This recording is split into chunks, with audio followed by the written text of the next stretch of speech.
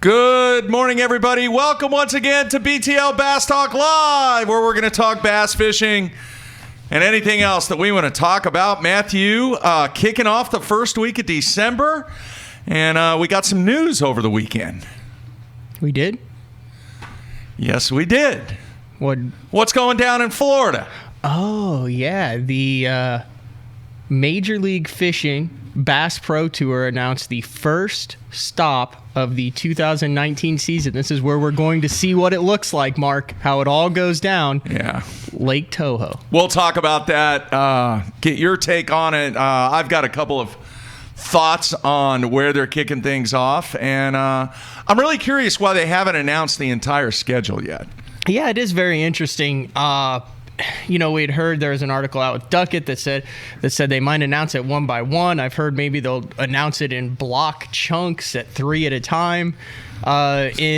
We've talked about this before. I mean, in reality, it doesn't affect the average fan's everyday life to know where they're going next. But if you want to be part of that, the fan festival that they're having, or possibly go meet the guys at the boat ramp, plan a vacation with the family, it is kind of nice to know if they'll be around in your neck of the woods, and then also create buzz, about where they're going later on in the season. But who knows? Maybe this will generate more buzz one at a time, major announcements where the next one will be, and then you end up with 8 or 9 major announcements throughout the year instead of just one announcement with the schedule. We'll see.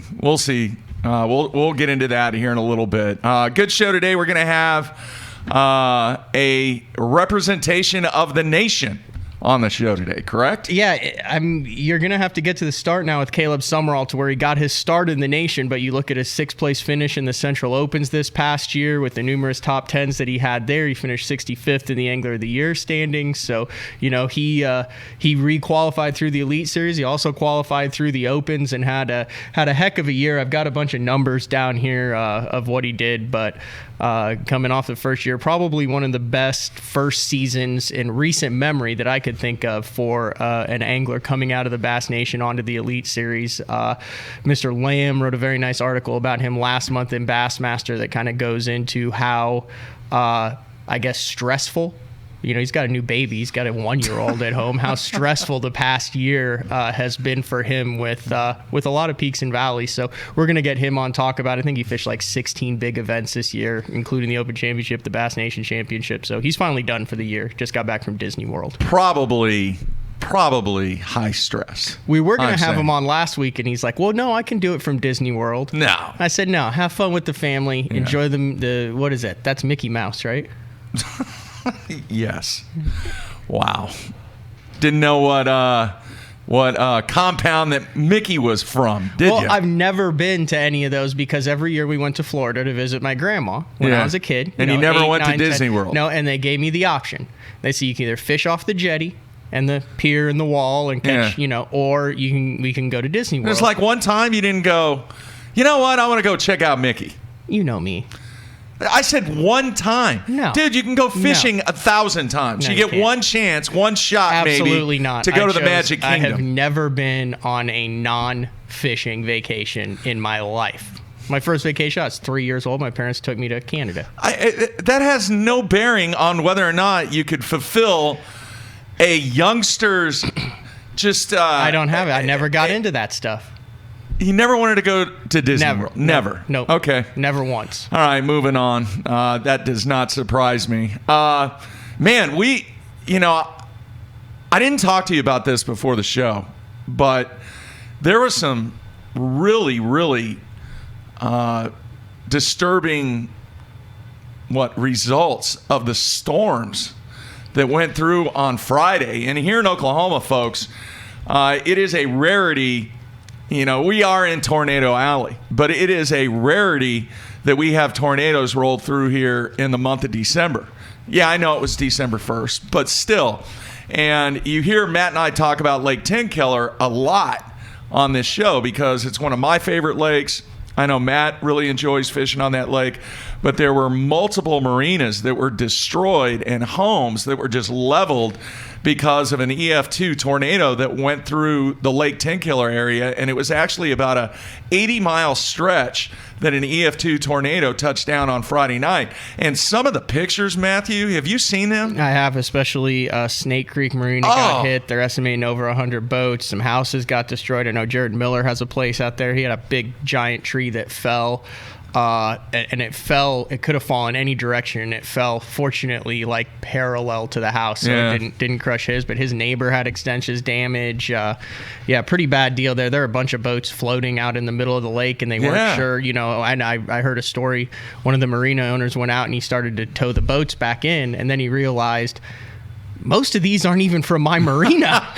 So they got to figure out, they got out of Snake Creek and ended all up in the middle of the lake and got big piled up. But, man, that place has gotten hit, 2 times in the last 10 years now? I think so. Yeah, I mean, there was a really bad one a couple years ago, too, and then I think 3 times out of the I was going to try and destroyed. have some of the photos pulled up, but there is nothing left of the marina in Snake Creek. Yeah, it's nothing. Not good. And that was a very, very popular, not only fishing place, but very popular recreation area. Yeah, unfortunately, I think it happened on a Friday night, didn't it? Yeah. And, fortunately, it did happen in December, not in May, when everyone would have been out on the boats partying. And, you go out there in the wintertime, and it's kind of lonely. There's not many people around fishing. when it's cold. Yeah, that's about it. So hopefully no one was, I haven't heard of anybody who got hurt out there. Some amazing pictures, though, of the destruction, which, once again, folks, it's pretty rare for the month of December, even late November, for a tornado to touch down and do that much damage. It was interesting. I was thinking about this too during the spring here in Oklahoma and really all across the country. A boat dock is really the last place that you want to be if a storm's getting ready to roll through. But what is the first spot that most of the guys, when you have thunder and lightning? A boat dock. A boat dock. It's really the worst place that you can be, especially if there's high winds rolling through and tornadoes rolling through. What should you do if a tornado's getting ready to roll through, or severe we had that thunderstorms? last year, and Did you go to a boat dock? No, I beached the boat, secured the boat, put the power poles down. I said, we're done fishing until the sirens stop, and we went up into the concrete structure of the bathroom at the campground. Where was that at? That was at Fort Gibson. Really? Yeah. I mean, we stayed there for 45 minutes. That's a smart thing to do. I mean, it's still not as safe, but... How high were the winds? It was probably just 35, 40, but it was the lightning, too. But then, they said there was a tornado warning briefly, so I said, yeah, we're done. I'm not a wimp on that, but I'm very, very cautious. It's hard to weigh in a 5-bass limit after you've been struck by lightning. Is that not an accurate statement, though, that most of the time people flee the water and seek cover inside a boat dock? Yeah, 100%. Well, I mean, I did it this year at Eufaula, but there was no tornado. I mean, that's fine on that as long as it's not. I mean, tornado is a totally different deal than lightning. Yeah. It is safer in lightning, but...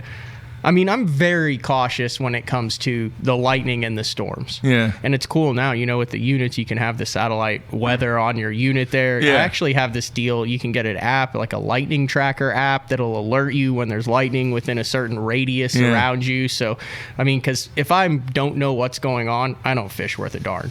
Because I'm sitting there going, oh, when's it going to hit? Where is it? How are we going to get back? I'll just take 5 minutes, sit down, look and figure out what everything's going on with the weather, and then either be like, we're good, not worry about it anymore, or stop fishing. All right, a couple of things. I want to go back to MLF. Do you think the guys know where they're going?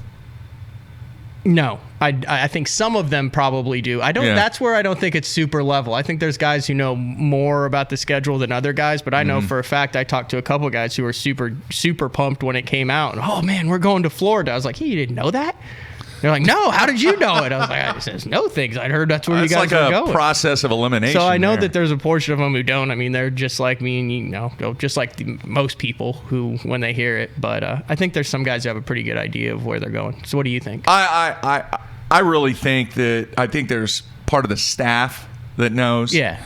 And I'm not considering Boyd or Gary Klein or any of those guys as part of the staff. I don't think they know. I think they know where they want to go. Right.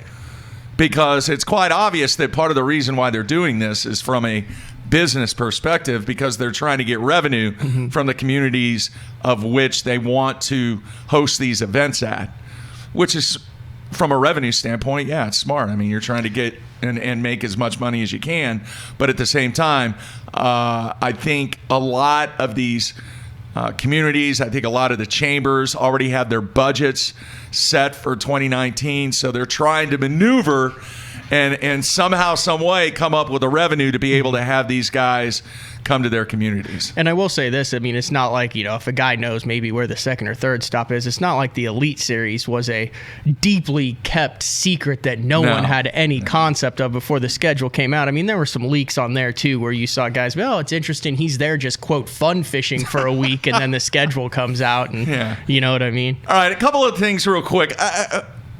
I didn't read it. I just saw it. What the hell was up with Polinick and an elephant? He went to Japan for 3 weeks. Okay. And he did a bunch of stuff with like Daiwa, and then he went and played musical instruments at the Yamaha Museum because apparently they have and then he did like some stuff with Rapala, and he tested swim baits, and he did that Angler of the Year exchange. So the Japan was like 3 weeks, kind of a business deal, and then he had promised his girlfriend that he'd take her to Thailand like a couple years ago. So they had that plan this year. Then the Japan thing came up, so then they butted the Thailand trip up against the Japan. They put all their stuff at the Rapala headquarters in Japan, took a backpack into Thailand for 2 weeks, no reservations, nothing.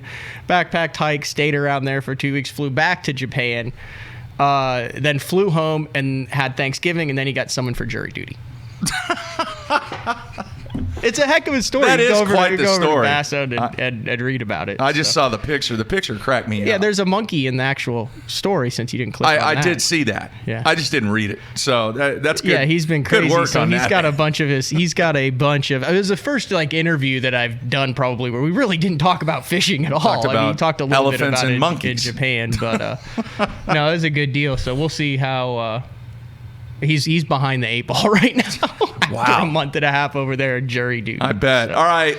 The other thing I want to mention, have you had an opportunity to watch any of Ike and Ellie's show, Fish My City? Yes. What are your thoughts? We haven't really talked about it on the show. We mentioned it. It's over. A couple of times. There's some reruns running. I thought it was good. I really thought it was just an excellent way to showcase the cities, and really it was more educational about some of the stuff and some of the places that he was going to. Found it very fascinating, and the fishing was it was second to the interest that I had in some of the other stuff that he had going on I agree. in the show. And I like that for the most part, I don't think they overhyped the fish. Jeremy Wade catches one and you think it's like, you think he's 30 seconds from death every time he hooks up on a fish. I mean, granted, he freaked out a few times, but I thought it was well done. I hope it continues. I'm sure they're going to find out here shortly, and I'm actually running a clip. I believe this is the one from New Orleans, which I thought was really cool. I like how they always have them with the rods in the non-traditional places. Yeah. That's always... Yeah, the New Orleans one was really, really, really cool. Obviously he talked about that was where his 2003 classic victory came that really kind of changed some stuff that he had going on. But the production, the way that they present the city or the country that he's fishing at, they did a great job with it, and hopefully it returns. What do you think on a show like that's for, I guess, non-traditional fishing fans? What do you think the boost is to like an Abu Garcia there? With the Ike Series rods and reels in there and the baits that he's used in there. Do you think they saw an uptick? Are people going to watch that who are kind of into fishing and say, that's what that guy who from Fish My City uses, see that and be more? How do you think that went for Abu? There was never any, what do you want to call it, soft sell during the show. So I bet it didn't have a blip. Now, if they would have said or did some type of promotion, and this is the rod and reel combo that Mike Iaconelli used in Fish My City, and promoted it that way, I'm sure you could have potentially seen a blip. I just thought it was interesting. It's weird. All right, it's kind of the reverse, Matthew, because think about this. It's kind of like the endemic sponsors getting involved in a non-endemic format. Mm-hmm. So would it have been smart for Abu Garcia or whatever company to run an ad campaign on Net Geo Wild to where you could actually get some eyes that are non-traditional eyes in the fishing world. But it didn't happen, though. Or did it? I don't know. I mean, I DVR'd it and I watched it. I do not recall any endemic commercials or industry We'd have commercials. to ask him about that a little bit. Might be. It'd be an interesting take because it's the total reverse. Mm-hmm.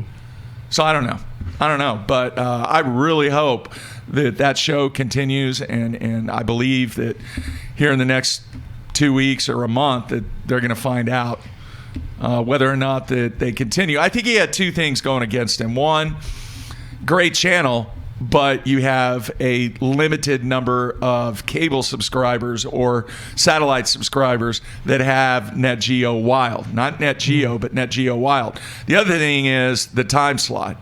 I mean, I DVR'd it. I think the vast majority of people that enjoy fishing or follow fishing probably DVR'd it. But when you're trying to capture that audience that's outside, especially during the months that took place, there is a lot of people out there that are involved in things that are taking place on a Friday night. I'm with you. I don't know. So we'll see. Real quick, I have one more thing I want to get to before we get to Sumrall. And obviously with the Heisman Trophy going on there, Tua and Kyler and Haskins there. And I was thinking back to when you used to do the first and second team all BZ. You know, you give them a gift card and a trophy from Big Dave and all that stuff. Yeah. Why do we not have a Fisherman of the Year award where you vote, I vote, Kent Brown votes, Terry Brown votes, all the guys, all the independent media guys vote, all the people who write about it. Dude, we've talked about this for years. It does not make sense to me. There should be, I mean, not to copy or not to duplicate what other people do, but sometimes you can take a great step in promoting what you do by looking at examples of success with other properties.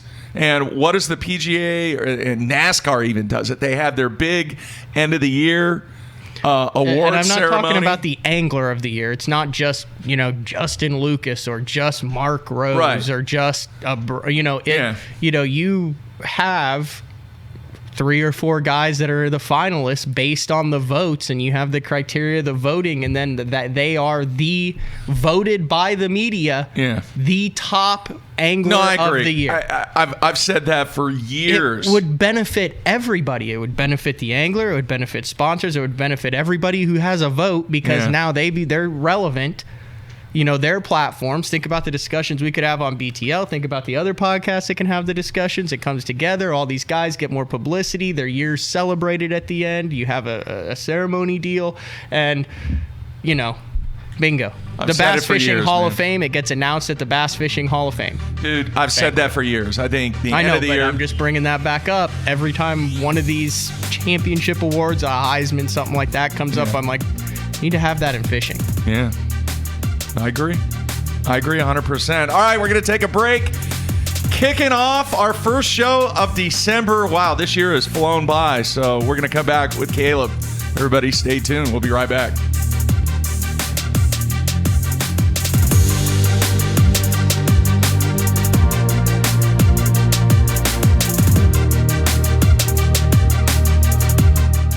Sleek new design with easy control file.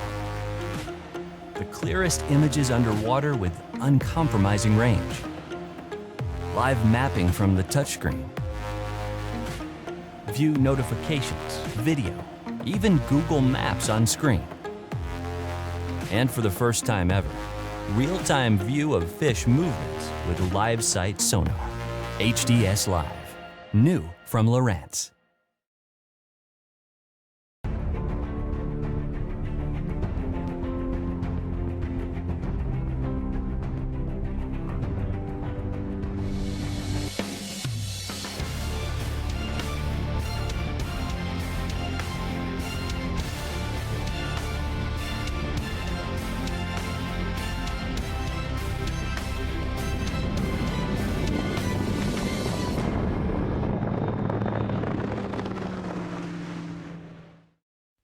Jacob Wheeler and Tommy Biffle have a lot in common.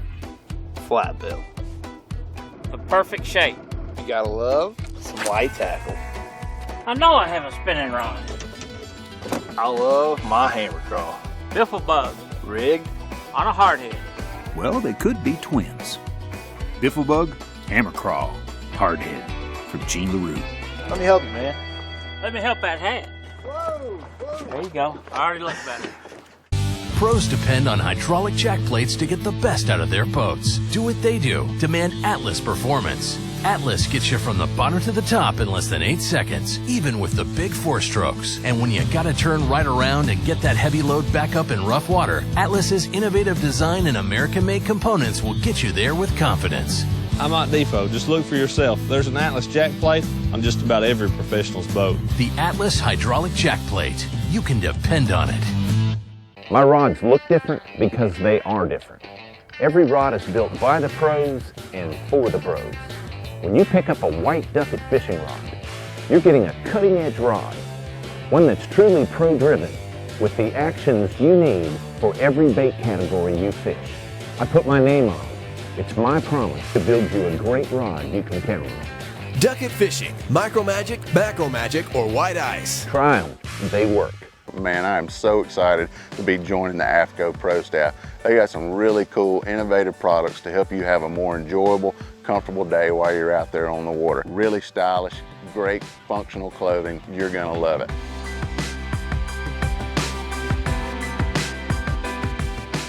The thing I'm most excited about though is AFCO has pledged to donate 10% of their total profits back to supporting the conservation of our fisheries. And I am all about supporting a company that's about supporting conservation so that we can enjoy our bass fishing for a long time.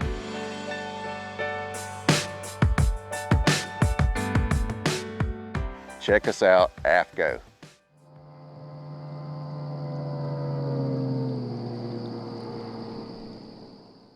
When I talk about Sunline, I think of one word: confidence. Sunline FX2 is what I use for all of my frogging and flipping. S61 braid, which braid plays a big part in fishing line. Shooter, I'm going to use in those close quarter deals like flipping and pitching. One of my favorite techniques in fishing the tournament trail is to fish offshore ledges. We have taken the questions out of the equation. Take my word for it. It works. It works, dude.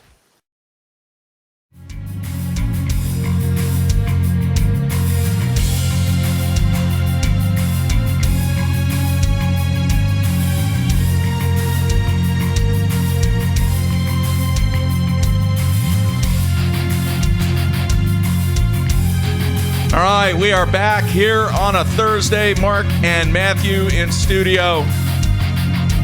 And do you have your shopping done yet, man? For Christmas? No, man. Easter.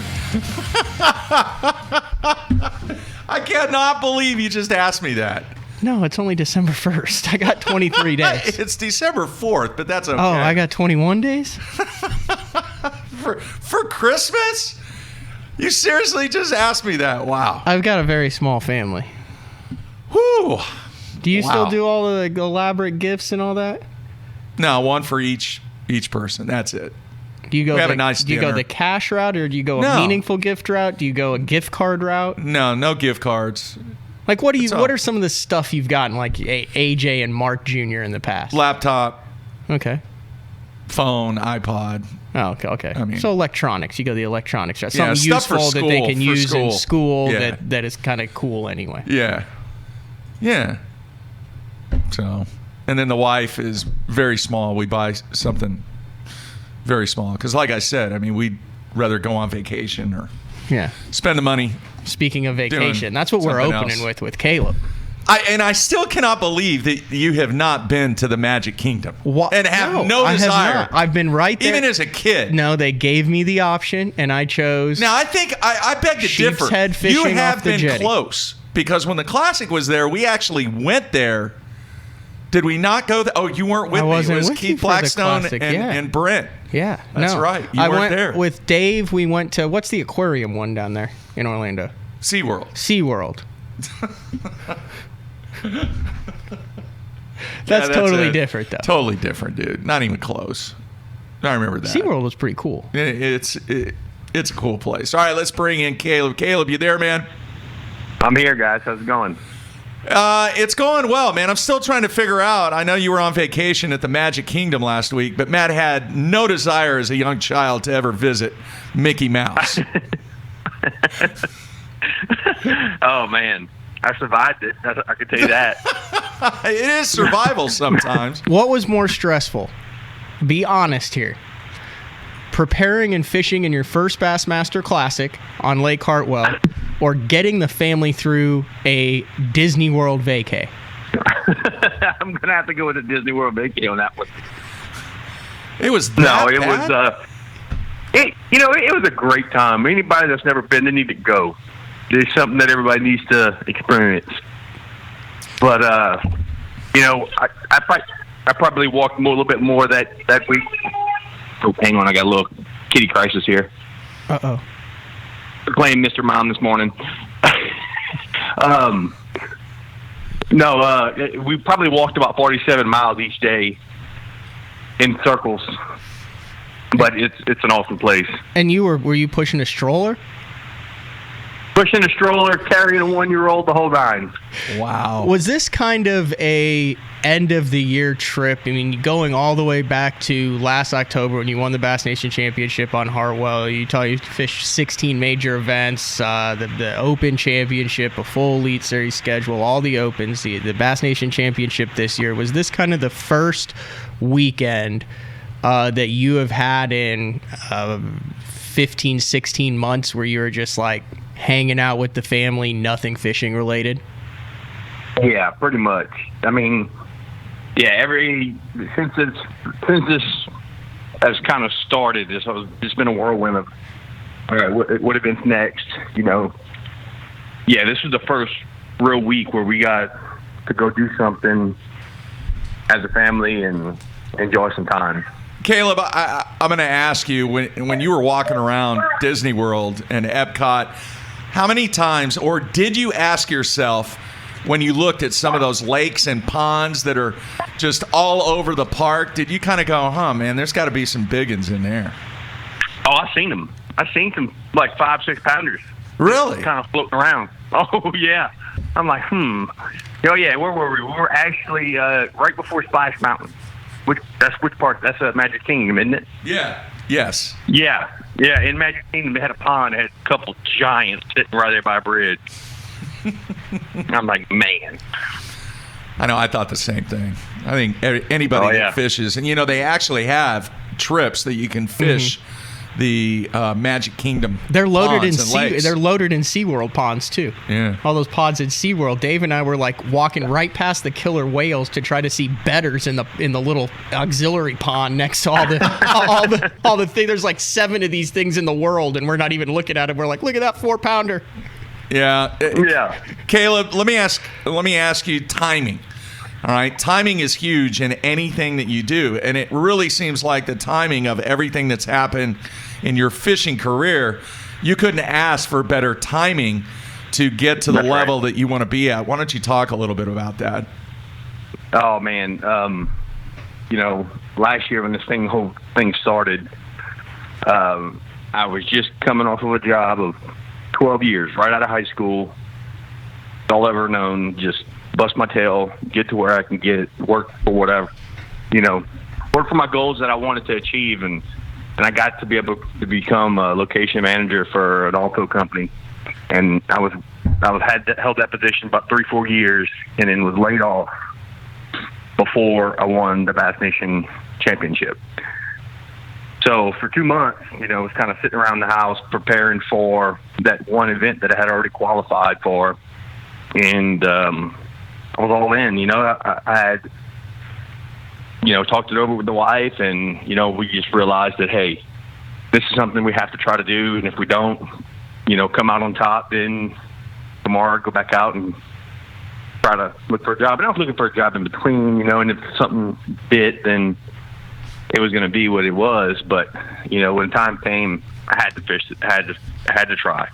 And then, lo and behold, I ended up winning it. And it's the perfect story of, one door closes and another one opens. And it's been a whirlwind of just, like, dreams come true ever since then, man. It's just been awesome. Obviously, one of the reasons why you're able to say it's been a whirlwind of dreams come true is because you have cashed some checks. It's a lot different. And I was looking at your stats. Obviously, your Central Opens were insane this year. You went 10th, 20th, 27th, 57th, and then 9th in the championship to finish 6th overall. So, you qualified for the Elite Series through those Opens that you received an entry into via your Bass Nation win. So that had to be some really cool validation to see how well you performed in that, backing up what you were able to do in the Nation. Absolutely. Yes, I told myself that all year. I fished the Opens before, and I didn't finish. I didn't have the best finishes, and I knew I was better than that. But at the same time, I knew that I was learning. The year before that, they went to Red River and my home to the Chapelai Basin, and I think I had like all 60th to 70th place finishes that year, and I wasn't proud of that, but I was learning so much. The following year, I fished a couple Northern Opens and, stumbled on them. So I really had a vendetta out against the Opens to really do good this year, just because I knew that I was better and I wanted to see myself do better. And I came out with a 10th place finish on the Ross Barnett, and that kind of kicked things off. And then we went to Muskogee, and I always did love that river, and I love how it fishes. And come out with a good finish there, and Red River as well. And just it was a really good feeling to come out where I did and end up 4 Opens in an added event and still finish, where I needed to be to qualify for the elites, even though I was already in the elites. One of the other things that I thought was interesting was how many opportunities you had. You had more opportunities than anybody on Earth to make the Bassmaster Classic this year. You talk about a 65th place finish. You were in the hunt there. You had a lot of good finishes on the Elite Series, but then you also had it through the Opens, and then you also had a chance through the 2018 Bass Nation Championship, and you were in the mix in the Elites coming down the stretch, in the mix in the Open Championship coming down the stretch, and in the mix in the Bass Nation Championship after the first day. So kind of talk about it through. I mean, you're not going to be fishing in the Classic this year, but you were really close a number of times. Yeah. At the end of that Bass Nation Championship, after I had my last chance, I kept thinking about that commercial, that insurance commercial where they get the old man with the dollar hanging up the end of the pole, and he pulls it from that woman. He's like, "You got to be quicker than that." It's like the Classic was just dangling right in front of me, and I just couldn't close the door on it. But yeah, no, I had the Elite Series, which again was a major learning curve for me this year. I put myself in contention the first day, and this is my main lesson learned about the elites is, I did spin out a couple times this year where, I just freaked out and just wasn't feeling it when I put down my trolling motor and started fishing. And looking back, so I'm comparing this to the Opens of why I did so well at the Opens and why I didn't do so well in the Elite. Well, I did well in the Elite, but I wanted to do better. So when I made a move in the Opens, I would just peel off, and fish places that I never even fished in practice. It felt good. And when I put down my trolling motor, I was fishing with confidence because I made that decision to fish that area. I thought I had a good feeling to leave the area that I was in, and I lived with it, and I fished with it, and it worked every time. In the Elites, I would put a little more pressure on myself. I wasn't feeling the area. I'd rip up my trolling motor, and I'd make a move, and I'd be fishing for about 10, 15 minutes without a bite, and I would start second-guessing myself. And I'd go back to what I was doing. And I was wasting time running. Same time, I was never calming down and never settling in and having confidence in my gut. And that was my biggest takeaway from this year, comparing the Opens to the Elites. And I can't wait to apply it next year, I can tell you that much. You did a lot, and obviously Craig Lamb wrote, like I said before you came on, Craig Lamb wrote an awesome story on either end, kind of the beginning of November that kind of gets in behind the scenes where everyone goes, man, look at this guy. He wins the Bass Nation. He's doing all this great stuff. And you're going, dude, this is tough. This is hard. You can get burned out. I do a lot. But you guided with a Gleason there on, was it Rayburn and Ben, Toledo Ben mostly? Yep. For the year, but I ran some numbers because I mean, obviously, you got a $16,000 discount on your entry fees for 2018, and they paid your open entry fees. And I was looking, I said, man, he cast some checks. I wonder how this all panned out for him. So I was doing it roughly, made like about 52.5 through the Elite Series. You take all that out and everything, and then with your Bass Nation win, I mean, you were able to fish your way to a profit this year. That's right. And a lot of that, a big part of that was, the boat and the decreased entry fees that you had. Now going into next year, I'm assuming since you're returning Elite Series Pro, every angler gets the $2,500 discount per tournament. You're returning Elite Series Pro, you get the $20,000 discount. So you're basically fishing, you have to put the entry fees up front, but by the end of the year, you're basically fishing entry fee free. We've talked a little bit about this kind of behind the scenes, but timing-wise, with everything that's going on in the industry, have you just had a moment to sit back and go, I can't believe this has happened now with me when I was able to do what I did when I did it? That's right. Yeah, no, I thought long and hard about everything, and everybody has emotions about it. At the end of it all, I was a little let down because I kept telling myself, I just qualified to fish against these guys. I just qualified to call myself one of these guys, and now it's splitting up. And at the end of it all, I thought, it's still the Bassmaster Elite Series. They're still going to have the Bassmasters Classic, and I'm still fishing in that league. I'm still one of these guys. It's opening the door for a whole new group of anglers to make name for themselves, and my goal next year is to be one of those guys that makes that name for themselves.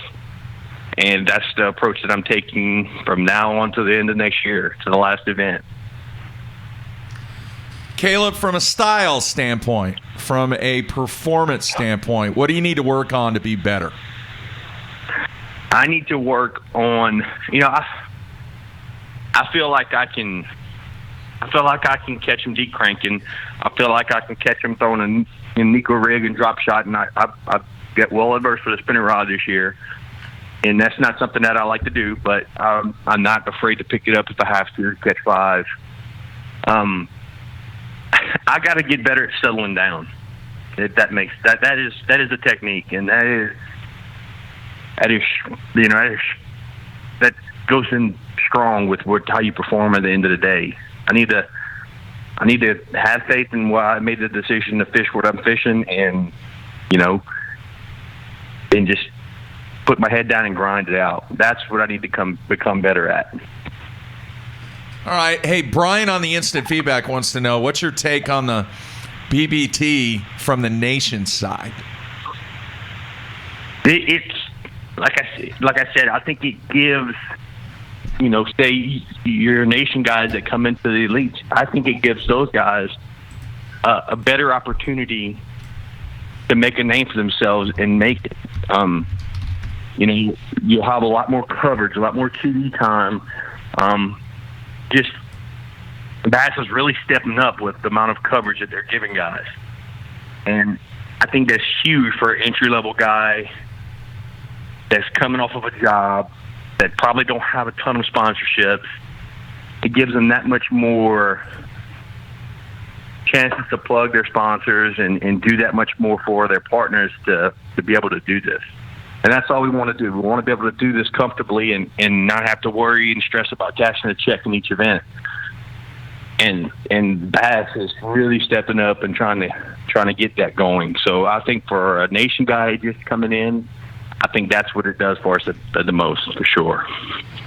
What are you running next year? Obviously, you ran the nation's best boat and wrap this year, but in 2019, what are we going to see you in?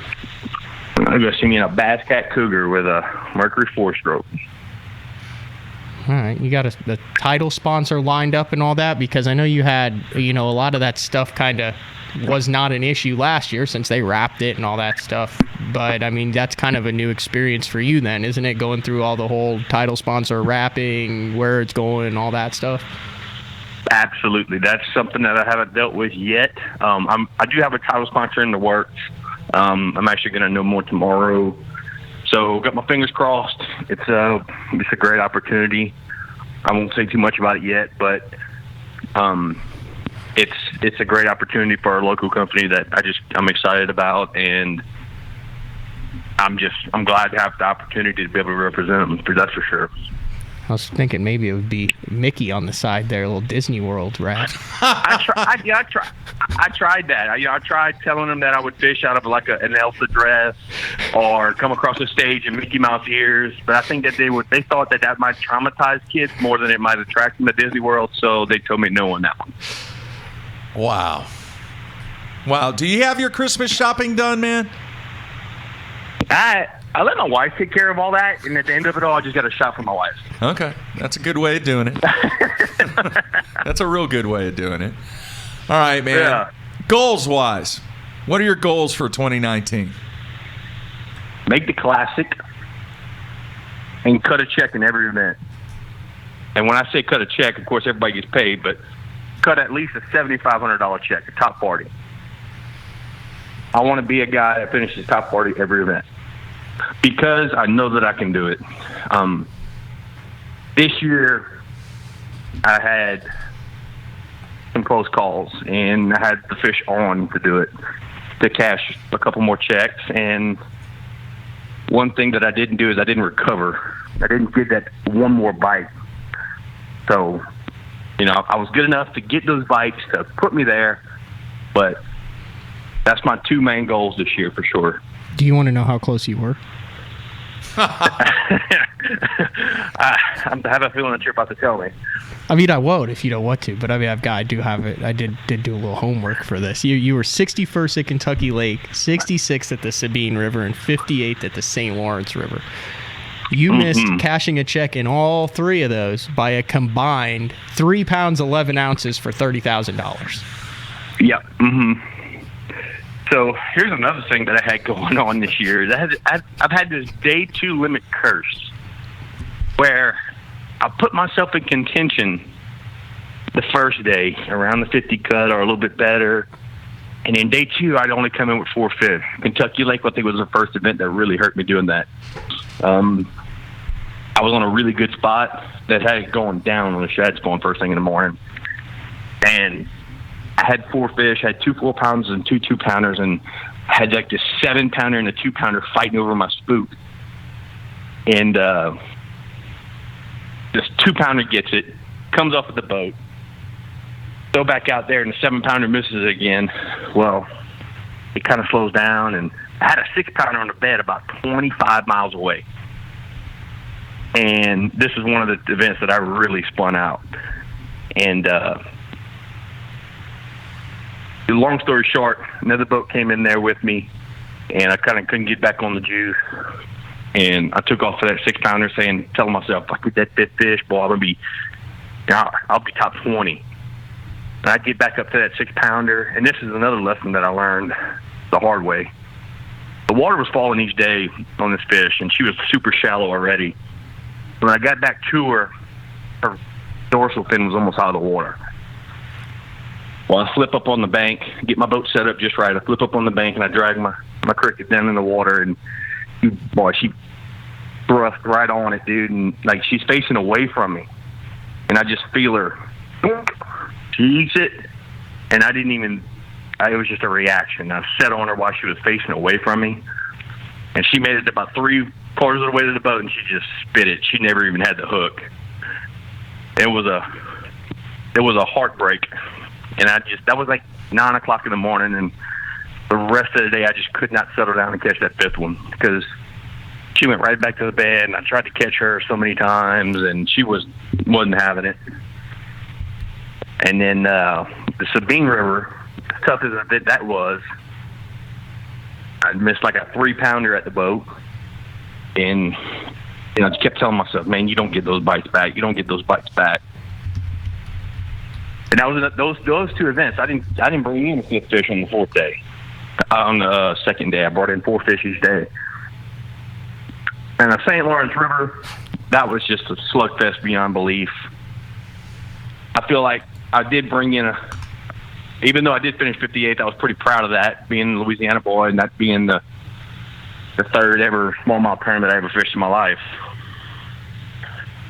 So I was pretty proud of that one. Let's wrap this thing up with a fish. That's what I say. Let's wrap this thing up. You finished 48th at the Mississippi River. Let's wrap this thing up with a story that got you in the cut. Uh-huh. Did you have one at the Mississippi River where you got in and made the 10,000 that saved your butt on day 2?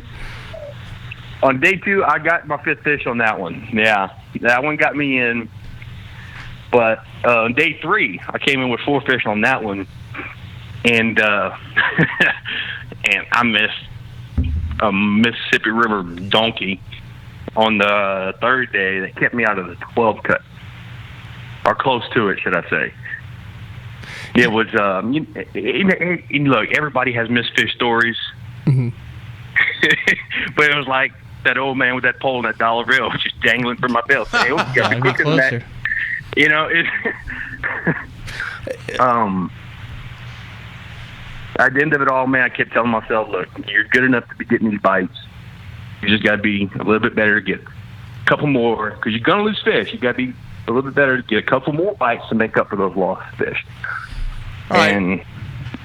Real quick, Caleb, a couple of quick questions from the instant feedback. Brian wants to know, what's your take on the opens now back to winning your in? You know, I like that. I think it's going to be better for participation, but I really like the format this year. You know, I wish maybe that there was something they could have did to allow the winning you're in and the championship. I really like the format of the championship, not because I almost won it, but because it's just one more event. It gives. I always said I think there needs to be more events in the fall, and I mean that's a perfect fall time event. It gives people a lot of coverage of a tournament, a time of year that a lot of tournaments don't get covered on. That time of year, it's a good format to have. I like the championship. I was a little disappointed to see that go. All right, and then Chad in Canada wants to know, what about your association with Missile Baits? Oh, that's strong, and that's not going anywhere. Those are my guys, man. John Cruz, Shannon Wheeler, he's a nerd, but he's my boy. All right. Well, man, we really appreciate you taking time out, and wish you nothing but the best in 2019. And it sounds like things are going really well for you, man. Thank you, buddy. I really appreciate it. I'm looking forward to 2019, and like I said, we're going for it. All right, man. We will catch up later. Thanks for taking time out. We'll see you soon. Yeah, you will, buddy. All right. Take care. Have a good one. See you. Bye-bye. All right, there you have it. Good dude, man. Very good dude. Timing is everything. The timing could not have been better from a monetary standpoint, but like I said, I threw all those numbers out to prove the point. You just crushed him. You brought back bad memories, I wasn't man. doing that. I brought back, what I was saying was, think about what could have been, but look at that. He still did, he won still $53,000. Yeah. He went out and caught him, and then on top of it, proved that he belonged there. He wasn't just a dude who got lucky in the Bass Nation. He went out and finished 6th in the Opens. I got you. And was that close to 3 more checks in the Elite Series. So I think just kind of being around him throughout the year and stuff, I think he's here to stay. He said something that I had not previously thought about from a business standpoint. And the fact that they are getting money back, in other words, their expenses this year are not as much as they have been in the past, right? Simply because of what Bass is doing. Do you think that is affecting the amount of money that these guys are asking for from a title sponsorship standpoint? Or are they asking for the same amount? It would be an interesting strategy to really kind of look at it, because think about it, man.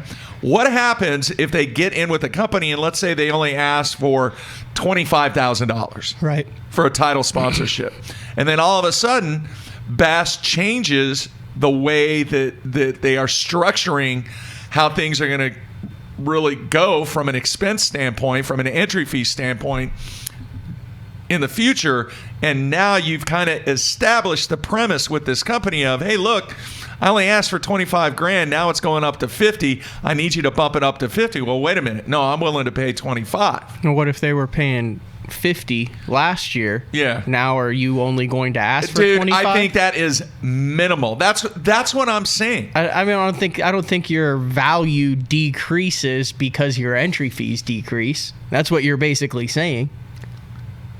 That you're going to value yourself less for that company because you're having to pay less to fish the tournament. It has nothing to do with value. No, listen to me. The reality of it is most of those guys, the vast majority of guys, they were trying to get title sponsors to do what? Cover their expenses.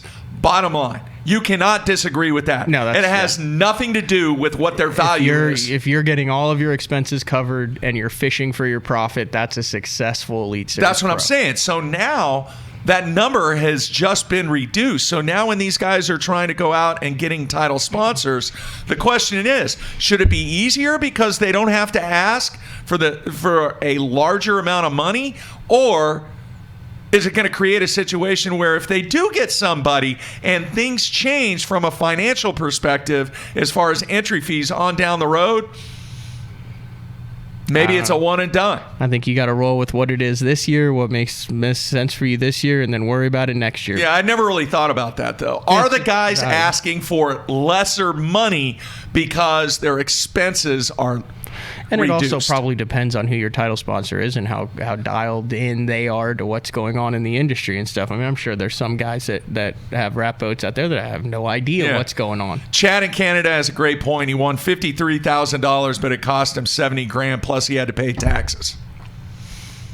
He's right. No, because I did that. So I took out the $52,000, and I said $45,000 for entry fees minus the $16,000. So that was his net. So that was 29. So then I also took all of his open entry fees in because he didn't have entry fees in the opens. So that saved him an extra $5,000. He cashed a check in 4 of the 5 opens. So between the opens that he didn't have entry fees for in the Elite Series, where he only had $29,000 in entry fees, he had a profit of $23,428 roughly, and then I threw in $40,000 because he got some money for the Bass Nation, and he also got a really nice boat that he was able to sell on top of the boat that he was able to use. So he won a boat that he was able to sell, and he was able to sell his current boat that he had been using because he used the Phoenix. Okay, that so Bass was that provided. net? So I added just very conservatively 40 grand for that, and I didn't go into all this in the interview, obviously. Yeah. So then net would be $63,400 or $63,500, and then take taxes out of that. So what, $40,000? That's Maybe. a decent living for your first year as a Bass Nation guy who didn't make the Classic. Think about what you're saying, though, and this has nothing to do with anything against what these guys are trying to accomplish. But think about what you just said, Matthew. $40,000, that's a decent living. All right? That's not even the minimum net earnings that guys make typically out of college. But then add on the fact that he estimated he did 70 days of guiding there with Daryl Gleason on the year. Pull the calculator out real quick here. Let's just say by the time all that's said and done, let's say he's making $300 a day on that. So that's an extra 21 grand. Now he's up to 60 grand. Take 10 grand out of that. He's over 50 grand fishing for a living. Living out his dream. Okay. The statement, I get it, dude. I get exactly what you're saying, but the statement that you made really kind of cracks me up. That's why you spent 25 years at UPS. That has nothing to do with it. I'm just perplexed a little bit about this statement that you made. What statement? What statement did I make that you're perplexed about? The statement that you made about, oh, that's a decent amount of money. That's a decent living. Oh, for your first one. I mean, for your first year? Yeah. Yeah, I mean, it could be a lot worse. We've We've seen 20, it. 30 in the hole. We've seen that big time. Dude, I'm with you. All I'm right. just saying, he survived. You got to survive before you could thrive, Mark. I mean, think about the first day you walked into UPS, your very first day on the job. Yeah. Did you have all those 401ks and benefits and retirement plans and all those? I mean, or if you're sitting there in your very first chunk of time that you worked there, I knew I wasn't going to lose money though. There was no way I was going to lose money. I had guaranteed income. But you weren't established. No, I guess I could have got fired. Yeah, you weren't established. You didn't have anything. 90-day probation period or whatever you want to call it. This was his walking into UPS year, getting established. I kind of get that comparison, but you're way off base on that. All right, we are moving on, man. What do you have lined up for Thursday? In light of the MLF announcement of Lake Toho for the first Bass Pro Tour stop. Yeah, there's a man that has a lot of history with Lake Toho. If you read their article that Shangle did, everyone has history on Toho. It is like a quarter of the field is won there, but we're going with the guy who had the 45-2 in 2001, and that is Dean Rojas. Have not had him on since he announced his the Suzuki deal. Yeah. So we're going to have him back on talking about it. I'm going to hit him with some hard questions because he has not done well in Major League Fishing, Mark. Does it fit his style? He has not done well in Major League Fishing, and now that's all he's fishing. Hey. Perennial top 10 on the Elite Series with the opens. 5 biggest. Could you see him fishing the Opens? Maybe he'll fish the Opens. Absolutely not. He would never. Why not? I would ask him that, dude. He fishes the top level of the top level only, Mark. You know that. You don't lower yourself to the He fished the U.S. Open. He does fish fish and chips when we have it. And he fished the U.S. Open. The U.S. Open's the U.S. Open. I mean, that's a standalone event. We'll find out. Why is that? Is it a time thing? You think it's a time thing?